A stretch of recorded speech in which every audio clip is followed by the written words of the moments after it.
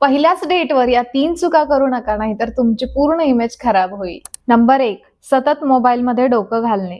समोरची व्यक्ती तुमच्याशी बोलत असताना सतत नोटिफिकेशन चेक करणे, मेसेजेसला रिप्लाय देणे किंवा सोशल मीडिया स्क्रोल करणे. यावरून असं वाटतं की तुम्ही उद्धट आहात किंवा तुमचा त्यांच्यामध्ये अजिबात रस नाही. समोरच्याला वाटतं की तुमचा फोन त्यांच्यापेक्षा जास्त महत्वाचा आहे.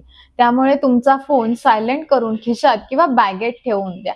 नंबर 2, स्वतःच्या गुणगाणात अडकणे आणि समोरच्याला न ऐकणे. फक्त स्वतःविषयी सांगणे, स्वतःच्या आवडीनिवडींविषयी बोलणे आणि समोरच्याला बोलण्याची संधी न देणे, यावरून तुमची इमेज एक स्वार्थी किंवा अहंकारी व्यक्ती म्हणून होते. कोणालाही अशा व्यक्तीसोबत राहावंसं वाटणार नाही ज्याला तुमच्या आयुष्यात रस नाही. नातं हे संवादाचं असतं, भाषणाचं नाही.